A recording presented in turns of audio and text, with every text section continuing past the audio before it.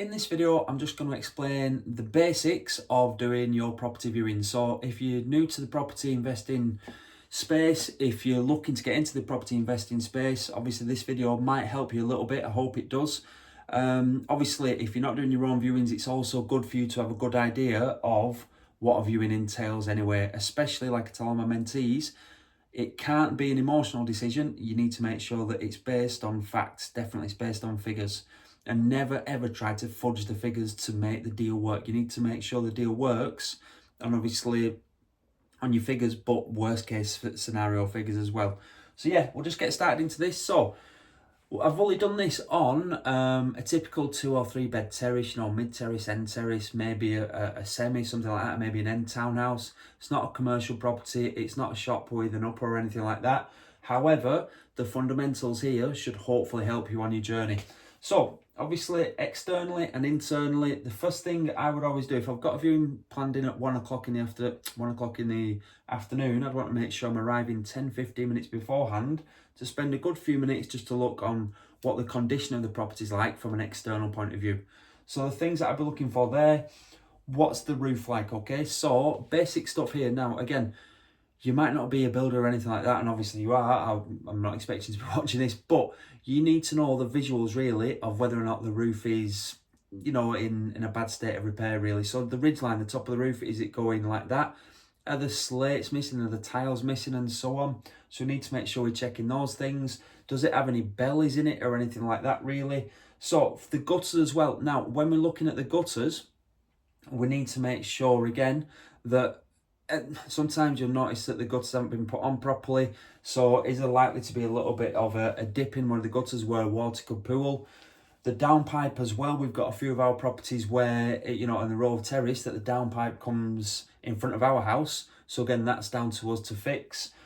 What's the state of that like? The brickwork as well. Again, if it's a mid-terrace, you're only looking at front and back. But if it's an end townhouse, end terrace, semi, again, you've got 3 sides to contend with. The brickwork really, what in between each brick, is it looking like any of the mortar, that the cement's falling out? What's it look like? Is it all in small places and so on?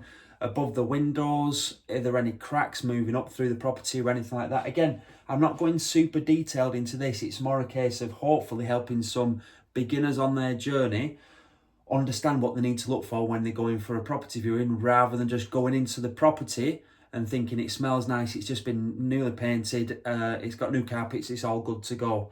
And they might be cooking some coffee or, bread or anything like that. Going back to the outside, what are the gardens like? If it does have any gardens, if it's fenced off, what are the state of the fence panels like? Are the fence panels missing? Are they on the last legs?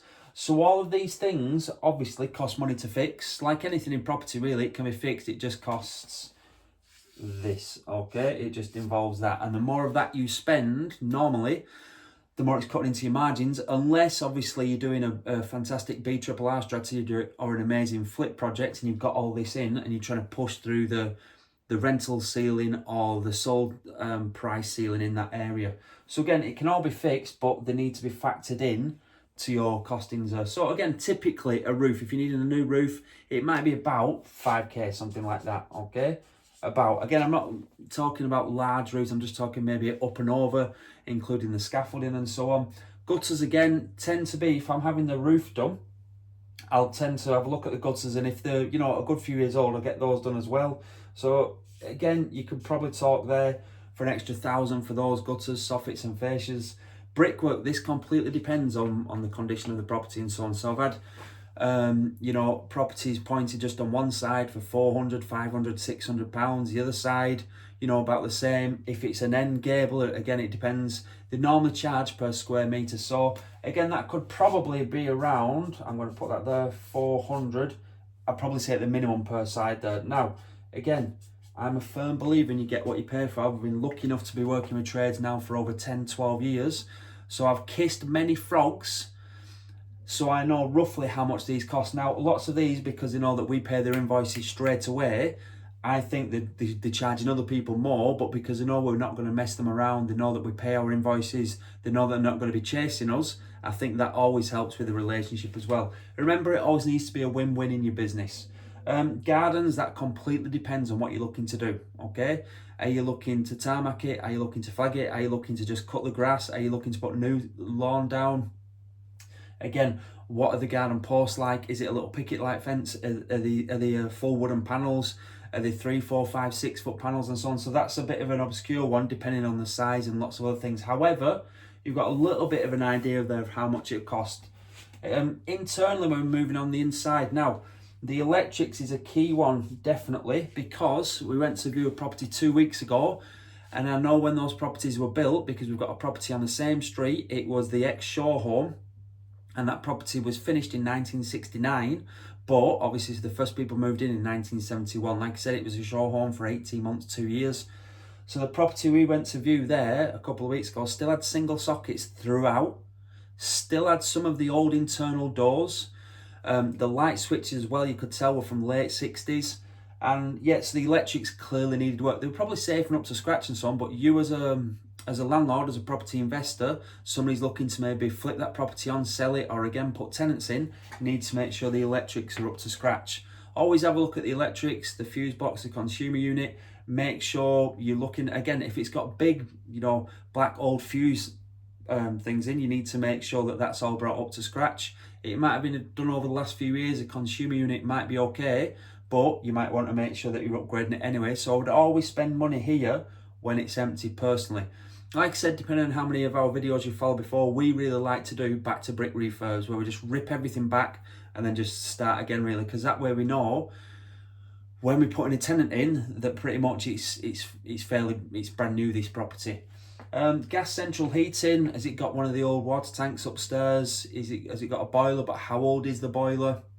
And when we're looking at the gas central heating as well, what are the radiators like? Again, it depends on your strategy and what your end result is going to be. If we're looking to just put it out on social housing and it's a 1 or 2 bed terraced, then there's always going to be a limit as to how much we spend. If though we're looking to really apply like the BRRR strategy, massively increase the value to bring some money out, then we will just do everything new, definitely. Again, it all depends on you and your strategy and your finance and so on.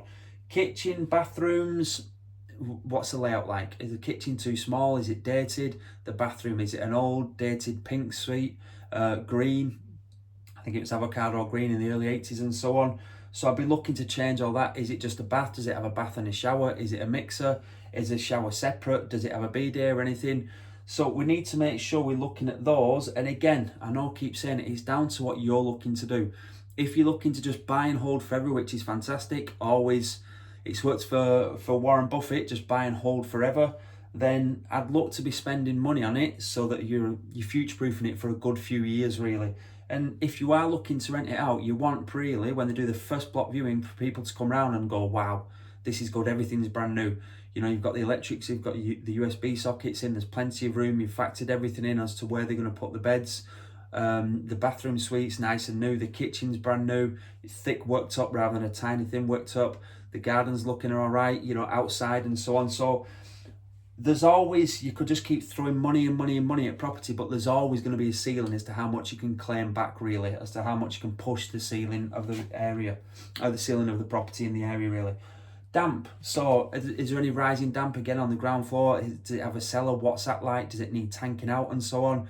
Can you smell damp when you walk in?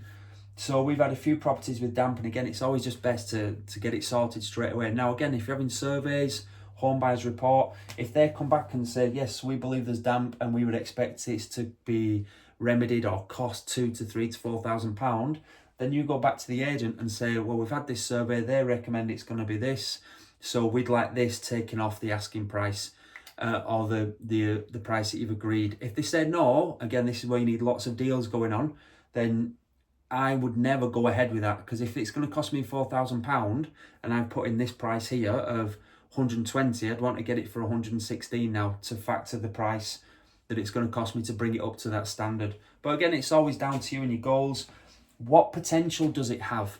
So again, links back to your strategy. Are you looking to maybe put a little single story extension on? Are you looking to maybe really go for a decent flip really and put a double story extension around, wrap around, bifold doors and so on?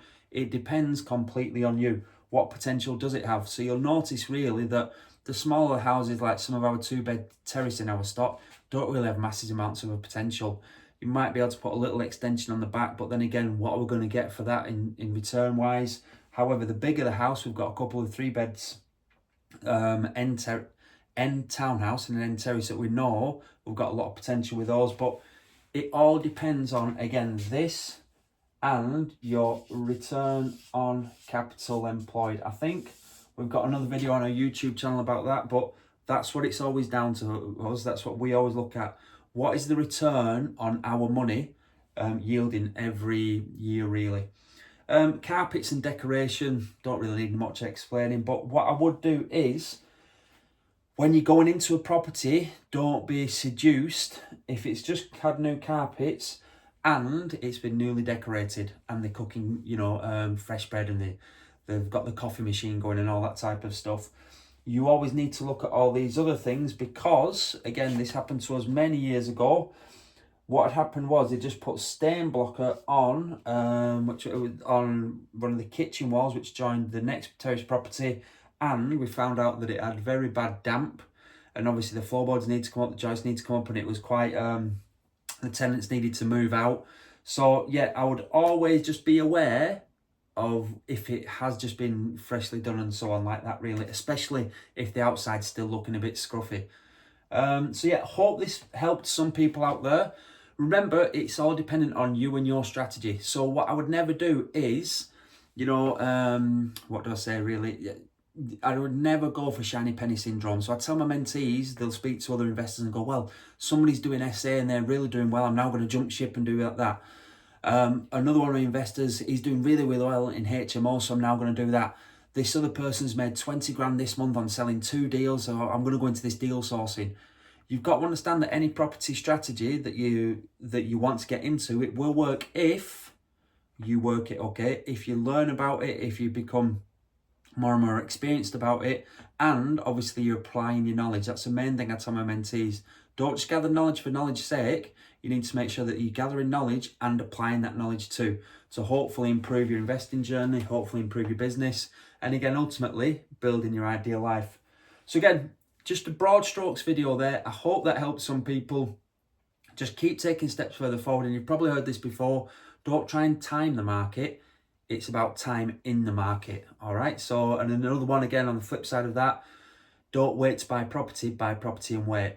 But that links into whether or not you're looking for nice lumps of cash from your flips, or whether you're looking to buy properties and hold them in your portfolio and build that true generational wealth.